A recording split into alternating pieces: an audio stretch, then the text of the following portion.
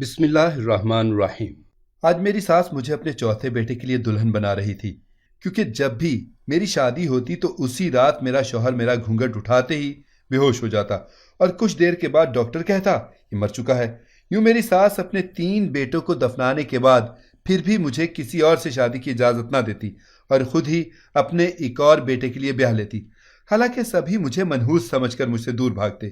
اس بار جو ہی ساس مجھے سیج پر بٹھا کر گئی تو میں بہت ڈر گئی کہ میرا شوہر پھر نہ مر جائے۔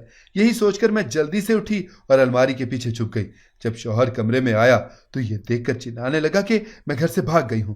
تھوڑی ہی دیر کے بعد یہ دیکھ کر میری آنکھیں پھٹ پڑی کہ کمرے میں تو ساس کے ساتھ کھڑے میرے 3 میں نے سب سے سنا تھا کہ میں چاند کا ٹکڑا ہوں، نازک سا پھول ہوں، حسن کی چلتی پھرتی مثال ہوں۔ میرے ارد گرد میرے چاہنے والوں کا ہر لمحے تانتا بندھا رہتا تھا۔ ایسے میں میرا مغرور ہونا جائز تھا۔ میں اریبہ سجاد مغرور ترین لڑکی تھی۔ انسان کو انسان نہیں سمجھتی تھی، دوست بھی بس چن چن کر ہی بناتی تھی۔ میرے والد پورے شہر کے معروف ترین بزنس مین تھے، روپے پیسے کی کوئی کمی نہیں تھی۔ باپ کی دلاری تھی تو ماں کی آنکھوں کا نور، بھائیوں کی مجھ میں جان تھی تو بھابھیوں کی میں گڑیا رانی تھی۔ میں نے اپنی زندگی بڑی عیش و عشرت میں گزاری تھی۔ 25 کی ہوئی تو میرے لیے بھانت بھانت کے رشتے آنے لگے تھے۔ کبھی کسی ڈاکٹر کا رشتہ آتا تو کبھی پائلٹ کا۔ بزنس مین کے بیٹے تو قطاروں میں کھڑے ہوئے تھے الگ۔ میرے والد کو کوئی لڑکا بھاتا ہی نہیں تھا۔ جب میرے والد ہر رشتے کو انکار کرتے رہتے تو ماما اکتا سی گئی تھی۔ انہوں نے میرے والد سے سوال پوچھا، آخر آپ کو اریبہ کے لیے کیسا رشتہ چاہیے؟ والد بولے، ایسا لڑکا چاہیے جو اریبہ کے ساتھ کھڑا ہو تو لوگ کہیں چاند سورج کی جوڑی ہے۔ مجھے نہیں کرنی اپنی بیٹی کی شادی کسی بڑی عمر والے صنعتکار سے۔ اللہ کا دیا میرے پاس بہت کچھ ہے، میں اپنی بیٹی کو ہر شے دینے کی اہلیت رکھتا ہوں۔ والد کی باتیں سن کر میں کھل اٹھی تھی۔ میرے والد میرے ہم خیال ثابت ہوئے تھے۔ یوں ہی عیش و عشرت میں وقت گزرتا رہا۔ جب میں 26 کی ہو گئی تو بالآخر میرے والد کو ایک لڑکا پسند آ ہی گیا۔ اس کا نام احد تھا۔ میرے والد نے میرے سامنے لڑکے کی تصویر رکھ کر مجھ سے میری رائے مانگی۔ میں نے تصویر دیکھے بنا ہی کہہ دیا، مجھے آپ کی پسند پر پورا بھروسہ ہے۔ میری ماما اور بھائی تو چکرا کر ہی رہ گئے۔ وہ بولے، اریبہ تم ایک سوٹ خریدنے سے پہلے اسے 3 بار ٹرائی کر کے دیکھتی ہو، لڑکا بنا دیکھے ہی پسند کر دیا۔ میں مسکرا کر بولی، میرے ڈیڈ نے ہر رشتہ ٹھکرایا ہے میرے لیے، ایسے رشتے بھی رد کر دیے ہیں جن سے ڈیڈ کے بزنس کو بڑا منافع ہو سکتا تھا۔ اب اگر ایک لڑکا انہیں بھا گیا ہے تو یقیناً وہ پسند کیے جانے کے ہی قابل ہوگا۔ میرے والد کا سر فخر سے بلند ہو گیا تھا۔ میرے والد نے بتایا، لڑکے والے ہمارے ہم پلہ نہیں ہیں، مگر میں ہر چیز اپنی بیٹی کے قدموں میں ڈھیر کر دوں گا، یوں لڑکے والے بھی تمہارے سامنے دب کر رہیں گے۔ میرے والد کی بات بہت مناسب تھی۔ اگر وہ میری شادی اپنے جیسے ہی کسی کھاتے پیتے گھرانے میں کر دیتے تو وہ لوگ کہاں میرے نخرے اٹھاتے۔ خیر، میرے والد نے میری شادی کے لیے خزانوں کے منہ کھول دیے تھے۔ یوں ایک خوبصورت سے دن میں دلہن بن کر احد کے گھر آ گئی۔ احد بلا شبہ ایک حسین نوجوان تھا۔ مجھے اپنے والد کی پسند پر جی بھر کر پیار آیا۔ مجھے معلوم تھا ہمارے سوشل سرکل میں سب لوگ ہی احد کی خوبصورتی کے دیوانے ہو گئے تھے۔ بارات رخصت ہو کر اسی گھر آ گئی تھی جو میرے والد نے میرے نام کر دیا تھا اور اسی کو ہماری رہائش کے لیے سیٹ بھی کروا دیا تھا۔ میں بڑی خوش تھی۔ میں سیج پر بیٹھی اپنے احد کا انتظار کر رہی تھی۔ وہ آیا تو میں مسکرا پڑی۔ وہ بیڈ پر آ کر میرے روبرو بیٹھ گیا۔ اس نے فقط اتنا کہا کہ میں تمہیں پا کر بہت خوش ہوں۔ پھر اس نے میرا گھونگھٹ پلٹ دیا۔ چند لمحے وہ مجھے دیکھتا رہا، پھر اچانک ہی اس کے منہ کے زاویے بگڑنے لگے اور وہ اوندھے منہ بیڈ پر گر گیا۔ میں اس افتاد پر بوکھلا کر رہ گئی تھی۔ میں نے شور مچانا شروع کر دیا۔ میری ساس بھاگ کر آئیں، وہ بھی کافی گھبرائی ہوئی تھیں۔ ہم احد کو ڈیڈ کی دی ہوئی کار میں فوراً ہاسپٹل لے کر گئے۔ ڈاکٹر نے احد کا معائنہ کیا تو بولا، مریض کو گزرے تو 15 منٹ ہو چکے ہیں۔ مجھے لگا تھا میرے سر پر آسمان ہی آن گرا ہو۔ میری ساس نے چیخو پکار کر کر کے الگ طوفان بپا کیا ہوا تھا۔ میں چکراتے سر کے ساتھ ہاسپٹل کے بینچ پر بیٹھ گئی۔ لوگ مجھے دیکھ دیکھ کر بڑبڑا رہے تھے۔ کسی عورت کی آواز میرے کان میں پڑی تو میں سکتے میں ہی آ گئی۔ وہ بولی، ہائے ہائے، وہ تو دیکھو منحوس دلہن سہاگ کے جوڑے میں ہی اپنے سہاگ کو کھا گئی۔ اس دن مجھے سمجھ آیا تھا کہ الفاظ واقعی نشتر ہوتے ہیں جو کسی کے بھی وجود کو چھل نہیں کرنے کی صلاحیت رکھتے ہیں۔ مجھے اچانک سے وہ یاد آ گیا تھا۔ اس نے کہا تھا، تمہارے الفاظ نے میرا دل چھلنی کر دیا ہے۔ تب میں نے اس کا تمسخر اڑایا تھا۔ اس اریبہ سجاد نے، جسے حسن کی دیوی کہا جاتا تھا، اس نے ایک معمولی سے چھوٹے سے قد والے موٹے پیٹ والے سیاہ سے عاشق کا مذاق اڑایا تھا۔ اتنے میں میرے والد سمیت تمام گھر والے ہاسپٹل پہنچ چکے تھے۔ احد کی ڈیڈ باڈی کو گھر لے جا کر اس کا سوگ منایا گیا تھا۔ میں نے دلہن والا 4 لاکھ کا جوڑا اتار کر سفید لباس پہن لیا تھا۔ احد کی تدفین کے بعد میرے والد مجھے اپنے ساتھ گھر لے گئے تھے۔ گو کہ مجھ پر عدت ابھی فرض نہیں ہوئی تھی، لیکن میں ڈپریشن میں آ گئی تھی۔ میں نے لوگوں سے ملنا جلنا چھوڑ دیا تھا۔ میرے گھر والوں نے سب سے یہی کہا تھا کہ اریبہ عدت میں ہے۔ میرے ساتھ بڑا عجیب سانحہ ہوا تھا۔ میں بے یقینی کسی کیفیت میں تھی۔ مجھے یقین ہی نہیں آ رہا تھا کہ یہ سب میرے ساتھ ہوا ہے۔ میرے بیوہ ہونے کی خبر ہر سو پھیل گئی تھی۔ اب ایک بار پھر سے میرے لیے رشتے آنے لگے تھے۔ میرے والد پریشان تھے۔ انہیں خوف تھا کہ بیوگی کے بعد میرے سسرال والے مجھے دل سے نہیں اپنائیں گے۔ ایک شام یوں ہی ڈیڈ میرے پاس آئے۔ وہ کافی خوش لگ رہے تھے۔ وہ بولے، بیٹا سلمہ بہن آئی تھی، انہوں نے تمہیں پھر سے اپنی بہو بنانے کی درخواست کی ہے۔ وہ احد سے چھوٹے حسن کے لیے تمہارا ہاتھ مانگ رہی تھی، میں نے حامی بھر لی ہے۔ انہوں نے جب میری رائے پوچھی تو میں نے کہہ دیا، بھلا مجھے کیا اعتراض ہو سکتا ہے؟ اس بار قدرے سادگی سے میری شادی کی گئی۔ حسن بھی ایک خوبرو انسان تھا۔ میں نے ایک بار پھر سے دل میں ڈھیروں سپنے سجا لیے تھے۔ رخصتی ہو کر میں اسی گھر میں آ گئی تھی جہاں پہلی بار آئی تھی۔ میں کمرے میں بیٹھی حسن کا انتظار کر رہی تھی۔ وہ آیا اور میرے پاس آ کر بیٹھ گیا۔ اس نے میرا گھونگھٹ اٹھایا اور چند لمحے مجھے دیکھتا رہا، پھر پیچھے کی جانب گر پڑا۔ میں چیخ پڑی تھی۔ میری ساس دل پر ہاتھ رکھے جب آئی تو اپنے بیٹے کی حالت دیکھ کر خود کو پیٹنے لگی تھی۔ ہم حسن کو جلدی سے ہاسپٹل لے کر گئے۔ ڈاکٹر نے ہم سے دعا کرنے کو کہا۔ میں نے پہلی بار اللہ سے دعا کی تھی۔ اس سے قبل تو مجھے کبھی دعا کرنے کی ضرورت ہی نہیں پڑی تھی۔ ہر چیز تو تھی میرے پاس۔ میں نے رو رو کر حسن کی زندگی کے لیے فریاد کی۔ آدھے گھنٹے کے بعد ڈاکٹر آیا تو سب سے پہلے میں اس کے پاس بھاگ کر گئی۔ ڈاکٹر نے نفی میں سر ہلا کر کہا، ہم مریض کو نہیں بچا سکے۔ میں ایک جانب لڑک گئی۔ میری ساس کے بین پورے ہاسپٹل میں گونج رہے تھے۔ ہم حسن کی میت کو گھر لے گئے۔ وہاں موجود ہر شخص کی زبان پر ایک ہی لفظ تھا، سب مجھے منحوس کہہ رہے تھے۔ مجھے ان کی باتوں سے خوف آنے لگا تو میں مما کے ساتھ لپٹ سی گئی۔ جیسے ہی حسن کا جنازہ گھر سے گیا میں بھاگ کر والد کے پاس گئی۔ میں نے ان سے کہا، ڈیڈ مجھے گھر لے چلے، میں یہاں پاگل ہو جاؤں گی۔ میں ایک بار پھر اپنے میکے آ گئی تھی، لیکن اس بار میں پہلے والی اریبہ نہیں رہی تھی۔ میرے بھائیوں کی آنکھوں میں میرے لیے چمک نہیں تھی۔ میری بھابیاں اپنے بچوں کو میرے پاس آنے سے روکنے لگیں۔ ایک دن میرا بھتیجا مجھ سے بولا، پھپھو آپ منحوس ہیں نا؟ ماما کہتی ہیں کہ آپ کے ساتھ نہ کھیلوں، آپ کی منحوسیت مجھے بھی لگ جائے گی۔ میں نے اس بات میں سر ہلا دیا۔ میں نے کہا، جی بیٹا میں منحوس ہوں۔ میں اتنا کہہ کر اپنے کمرے میں آ کر بیڈ پر ڈھیسی گئی تھی۔ میری آنکھوں سے آنسو بہہ رہے تھے۔ میرے ذہن پر 3 سال پہلے والا ایک منظر چلنے لگا تھا۔ میں اپنی سہیلیوں کے ساتھ پارک میں گھوم رہی تھی جب ایک چھوٹے قد والا، نکلی ہوئی توند والا سیاہ سا لڑکا میرے پاس آ کر کھڑا ہو گیا۔ وہ بولا، میرا نام حیدر ہے، میں پچھلے 1 سال سے آپ کو اسی پارک میں آتے ہوئے دیکھتا ہوں۔ مجھے آپ سے بڑی محبت ہو گئی ہے، اتنی محبت کہ ایک دن بھی آپ کو نہ دیکھوں تو مجھے نیند نہیں آتی۔ مجھے آپ اپنے گھر کا ایڈریس دیں، میں آپ کا رشتہ مانگنے آنا چاہتا ہوں۔ اس کی بات سن کر میں شدید غصے میں آ گئی تھی۔ میں بولی، کیا تم نے کبھی آئینہ نہیں دیکھا؟ مجھے لگتا ہے نہیں دیکھا ہوگا۔ اگر تم آئینہ دیکھ لیتے تو یہ بات کرنے کی نوبت ہی نہ آتی۔ ویسے اگر تم اپنی نکلی ہوئی توند آئینے میں دیکھ لو نا، میں یقین سے کہتی ہوں تمہیں پھر بھی نیند نہیں آئے گی۔ میری باتیں سن کر میرے ساتھ کھڑی میری سہیلیاں کھلکھلا کر ہنستی رہی تھیں۔ ان کی ہنسی نے مجھے اور شہ دی۔ میں پھر سے بولی، ویسے مجھے یہ سمجھ نہیں آتا کہ رات زیادہ سیاہ ہے یا تمہاری شکل۔ اس بار قہقہوں کا طوفان اٹھا تھا۔ ہم سب کے قہقہوں میں وہ رو پڑا تھا۔ وہ روتے ہوئے بولا تھا، تمہارے الفاظ نے میرا دل چھلنی کر دیا ہے۔ اس چھلنی دل سے میں تمہیں بد دعا دیتا ہوں کہ تم اپنوں کے ہوتے ہوئے بھی تنہا رہ جاؤ، تم ہر طرف سے دھتکاری جاؤ، پھر تم یہ سوچنے پر مجبور ہو جاؤ کہ رات زیادہ سیاہ ہے یا تمہارا نصیب۔ حیدر یہ سب باتیں کر کے چلا گیا تو ہم سب اس کی رونی صورت یاد کر کر کے ہنستے رہے۔ ایک لمحے کے لیے بھی مجھے یہ نہیں لگا تھا کہ اس کی بد دعا مجھے لگ جائے گی۔ 1 ہفتے کے بعد جب ہم پھر سے اس پارک گئے تو ایک لڑکا بھاگتا ہوا میرے پاس آیا اور بولا، باجی حیدر نے خودکشی کر لی ہے۔ اس دن جب آپ سب نے اس کا مذاق اڑایا تھا نا تو وہ مجھے کہہ کر گیا تھا کہ اگر مجھے کچھ ہو گیا تو اس لڑکی کو ضرور بتانا۔ میں نے اس کی دھتکار کی وجہ سے خودکشی کر لی ہے۔ باجی میں نے حیدر کی بات کو کوئی خاص اہمیت نہیں دی تھی۔ مجھے لگا تھا کہ وہ بس وقتی جذبات میں یہ سب کہہ رہا ہے، لیکن اسی رات مجھے اطلاع ملی تھی کہ حیدر نے خودکشی کی ہے۔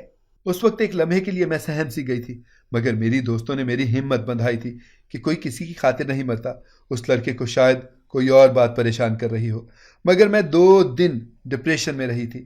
مجھے بار بار یہی احساس ہو رہا تھا کہ کاش میں نے حیدر کو پیار سے سمجھا دیا ہوتا کہ میں اس سے شادی نہیں کر سکتی۔ میں اگر اس سے نرم لہجے میں بات کرتی تو وہ یہ انتہائی قدم اٹھانے پر مجبور نہ ہوتا۔ مگر پھر جیسے جیسے وقت گزرتا گیا میرے ذہن سے وہ حادثہ معدوم ہوتا گیا۔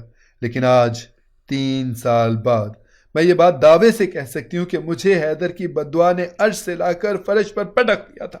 میں اپنوں کے ہوتے ہوئے بھی اکیلی رہ گئی تھی۔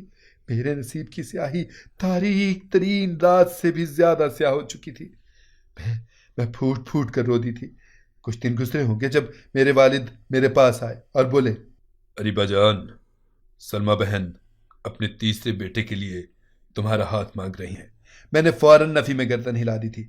میں نے کہا، ڈیڈ اب میں شادی کا نام بھی نہیں لینا چاہتی، شادی کرنا تو بڑی دور کی بات ہے۔ ڈیڈ رونے لگے تھے، میں بھی رو پڑی تھی۔ ڈیڈ بولے، اریبا میرے بچے، حالات ہمارے کنٹرول میں ہوتے تو میں کبھی ایسا نہ ہونے دیتا، لیکن جو سب کچھ تم محسوس کرتی ہو وہی سب کچھ میں بھی دیکھ رہا ہوں۔ تمہاری بھابیاں اپنے شوہروں سے ضد کر رہی ہیں، وہ چاہتی ہیں کہ اس گھر کو چھوڑ کر الگ ہو جائیں۔ ان کا کہنا ہے کہ تم منحوس ہو۔ نہ جانے اپنی بیٹیاں ہوتے ہوئے بھی انہیں میری بیٹی کو منحوس کہتے ہوئے ڈر کیوں نہیں لگتا۔ ان کو ڈر ہے کہ جیسے تم اپنے شوہر کھا گئی ہو ان کے شوہر بھی کھا جاؤ گی۔ یہ غلط ہے، لیکن میں ان کو پھر بھی یہ سب کہنے سے روک نہیں پا رہا ہوں۔ میرے بچے، اریبا میری جان، اگر وہ میرے بیٹوں کو مجھ سے چھین کر لے گئی تو میں جی نہیں پاؤں گا بچے۔ میں نے ڈیڈ کی باتیں سنی تو اندازہ لگایا کہ ہر انسان ہی مجبور ہے۔ میرا باپ اپنے بیٹوں کی محبت میں اندھا ہو کر یہ نہیں سوچ پا رہا کہ میں اگر ایک بار پھر رخصت ہو کر چلی گئی تو اپنی ساس کے تیسرے بیٹے کو بھی کھا جاؤں گی۔ میں نے تیسری شادی کی بھی حامی بھر لی تھی۔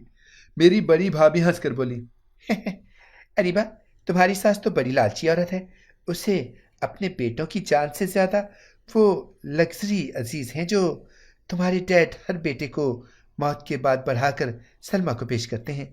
میں خاموش ہو گئی تھی۔ تیسری شادی میں نے بڑے ڈرتے ہوئے کی تھی، لیکن ہوا وہی جو میں پہلے سے ہی جانتی تھی۔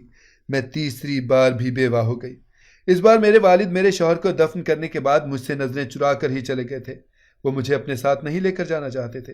میں اس گھر میں ہی رہ گئی تھی۔ ہر طرف اداسی اور غم کا سا حال تھا۔ حیدر کی بددعا میرے چاروں طرف گونجتی رہتی تھی۔ میری ساس بھی مجھے بڑی عجیب نظروں سے دیکھتی تھی۔ میں ساری رات روتی رہتی، حیدر کی اسے معافیاں مانگتی رہتی۔ ایسے ہی 5 مہینے بھی گزر گئے تھے۔ ایک دن میری ساس میرے پاس آ کر بیٹھ گئیں اور بولی، اریبا میں تمہارے ابو سے اپنے چوتھے بیٹے کے لیے تمہارا رشتہ مانگ چکی ہوں۔ انہوں نے اجازت بھی دے دی ہے، اگلے جمعے تمہارا نکاح ہے اس کے ساتھ۔ میں نے اپنی ساس کے آگے ہاتھ جوڑ دیے اور بولی، اب بس کر دیں، مجھے معاف کر دیں، مجھ پر مزید ظلم مت ڈھائیں۔ آپ کو نہ تو خود پر ترس آتا ہے نہ اپنے بیٹوں پر۔ کیا چیز ہے جو آپ کو اپنے جوان جہان بیٹوں کی قربانی دینے پر مجبور کر رہی ہے؟ پیسہ، دولت، گاڑی، یہ بنگلہ؟ میں صبح ہی وکیل کو بلوا کر یہ سب آپ کے نام کر دوں گی، مگر اپنے چوتھے بیٹے کی جان مجھ سے بچا لیں۔ مجھے تو کسی کی بد دعا لگی ہے، میرا سہاگ کبھی سلامت نہیں رہے گا۔ میری ساس میری طرف بڑی خطرناک نظروں سے دیکھ رہی تھی اور بولی، کس کی بد دعا سے تم نے میرے بیٹوں کو مٹی تلے دفنا دیا؟ میں کچھ بول ہی نہ پائی۔ میری ساس کی آنکھوں میں خوف اترا ہوا تھا۔ میری بڑی بھابھی کی بات مجھے سچ ہی لگی تھی۔ میری ساس ایک لالچی عورت تھی۔ ایسا کیسے ہو سکتا تھا کہ ایک عورت اپنے 3 جوان بیٹوں کی موت کے بعد ایک منحوس لڑکی کو پھر سے اپنی بہو بنانا چاہتی ہو؟ مجھے لگا تھا کہ شاید میری ساس میرے پہلے 3 شوہروں کی سگی ماں ہی نہ ہو۔ اسے کیا فرق پڑتا ہوگا ان لڑکوں کی موت سے؟ اس کو جو آسائش مل رہی تھی، وہ پاگل تھوڑی تھی جو اپنے ہاتھ سے سب کچھ گنوا دیتی۔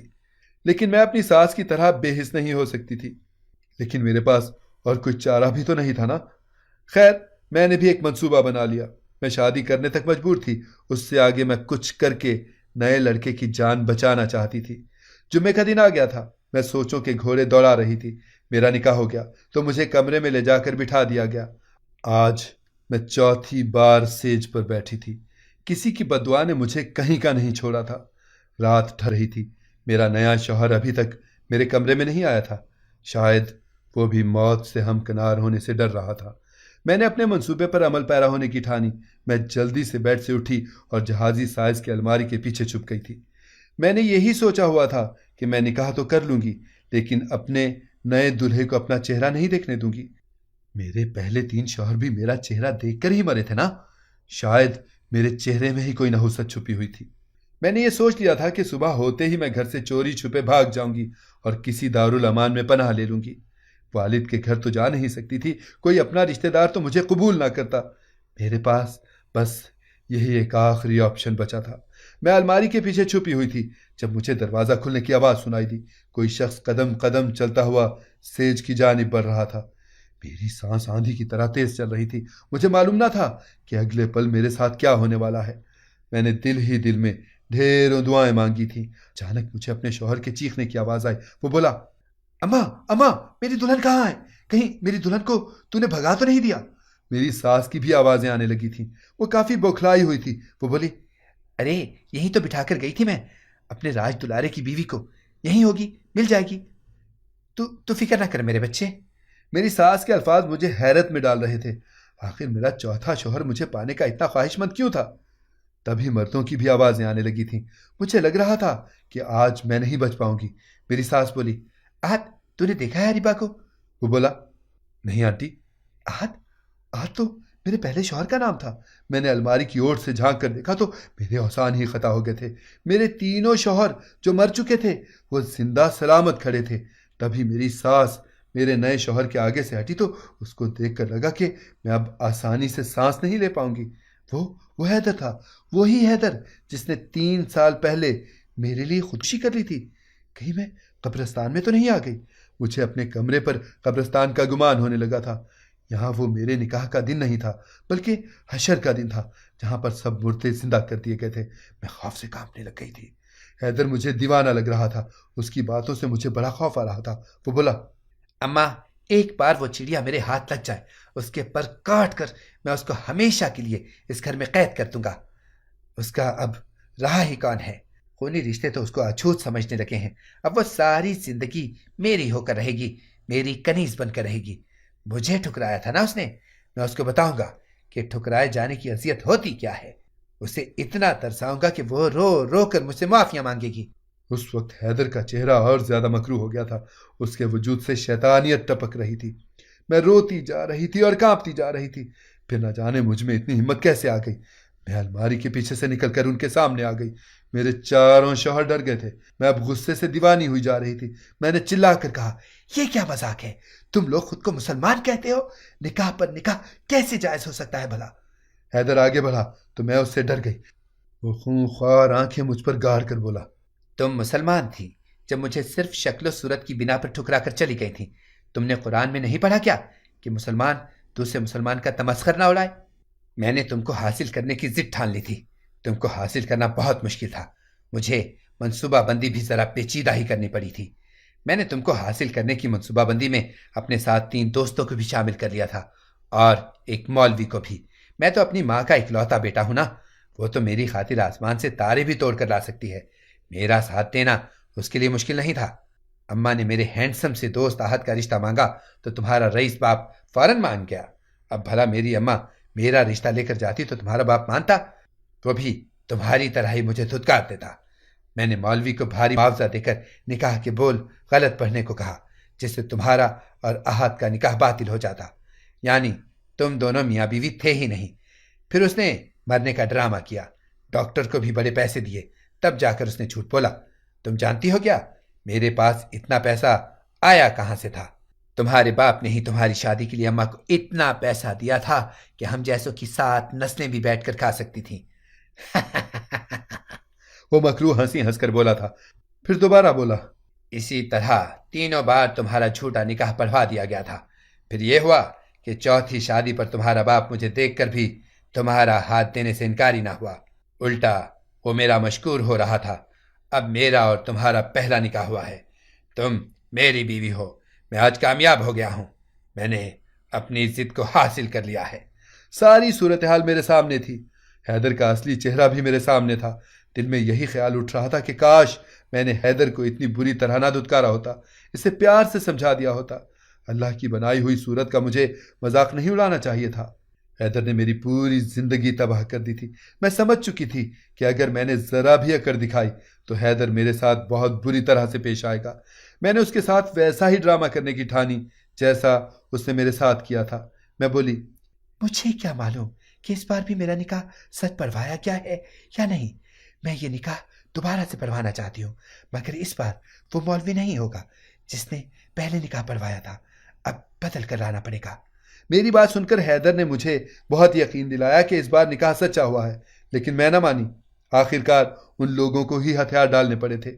حیدر نے کہا، چلو اماں، کل ایک بار پھر سے نکاح پڑھوا لیں گے۔ وہ پانچوں نفوس جب کمرے سے باہر نکلے تو میں نے جلدی سے کمرہ لاک کر لیا۔ تھوڑی دیر بعد ہی فضا میں اذانیں گونجنے لگی تھیں۔ میں نماز پڑھ کر صحن میں نکلی تو صحن سنسان پڑا تھا۔ حیدر اپنے کمرے میں سو رہا تھا تو میری ساس اپنے کمرے میں۔ حیدر کے دوست اپنے اپنے گھروں کو جا چکے تھے۔ میں جلدی سے مین گیٹ کی جانب بڑھی تو اس پر لگا بڑا سا تالا میرا منہ چڑھا رہا تھا۔ میرے پاس وقت نہایت کم تھا۔ میں جلدی سے چھت پر گئی۔ چھت کے اوپر سے پیچھے کی جانب خفیہ سیڑھیاں موجود تھیں جن کا صرف مجھے ہی علم تھا، کیونکہ وہ گھر میرے والد کا تھا، انہوں نے میرے نام کیا تھا۔ میں وہاں سے بھاگ کر سیدھی اپنے والد کے گھر گئی تھی۔ میں نے ان کو ساری صورتحال سے آگاہ کیا تھا۔ وہ شدید غصے میں تھے۔ وہ پولیس کو لے کر اپنے ساتھ گئے اور حیدر اس کی ماں کو گرفتار کروا دیا تھا۔ بعد میں پولیس نے چھاپے مار کر حیدر کے تینوں دوستوں کو بھی گرفتار کر لیا تھا۔ میرے والد نے حیدر سے مجھے خلا دلوا دی تھی۔ سب کچھ ٹھیک ہو گیا تھا، مگر میرے ماتھے پر لگا نحوست کا ٹیگ اتر نہ سکا۔ اگر آپ کو ہماری کہانی پسند آئی ہے تو اسے لائک کریں، شیئر کریں اور ہمارے چینل کو سبسکرائب کریں۔ اگلی کہانی تک کے لیے اجازت دیجیے۔ اللہ حافظ۔